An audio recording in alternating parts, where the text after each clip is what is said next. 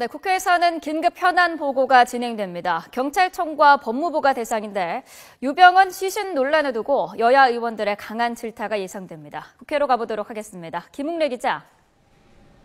네, 김웅래입니다. 네, 자 야당은 물론 여당도 이번 사태만큼은 그냥 넘어갈 수 없다라는 입장인 것 같은데 오늘 긴급 현안 보고 어떻게 진행됩니까?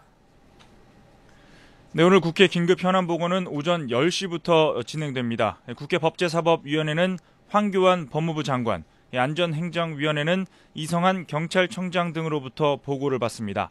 오늘 보고는 유병헌 시신이 뒤늦게 발견된 경위에 초점이 맞춰질 것으로 보입니다. 또 검찰과 경찰이 유병헌 관련 정보를 제대로 공유하지 않았다는 지적에 대한 설명도 있을 것으로 예상됩니다. 두 기관의 보고 내용이 어떻든 여야 의원들은 이번 사태로 드러난 검찰과 경찰의 허술한 수사 체계를 집중 질타할 것으로 전망됩니다.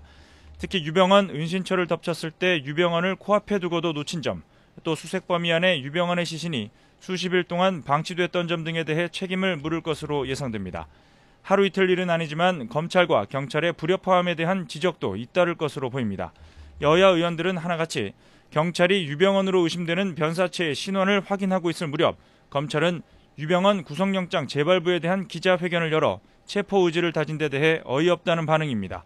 또 검찰이 유병헌 은신처의 비밀 장소를 알아내고도 경찰과 정보 공유를 하지 않은 점에 대해서도 마찬가지입니다.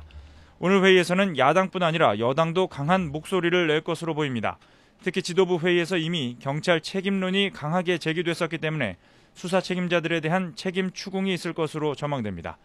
새정치민주연합 등 야당은 이번 사태는 수사 당국만의 잘못이 아닌 정부 전체의 문제라는 점을 강조하고 정부 차원의 해명을 요구할 것으로 보입니다. 지금까지 국회에서 YTN 김웅래입니다.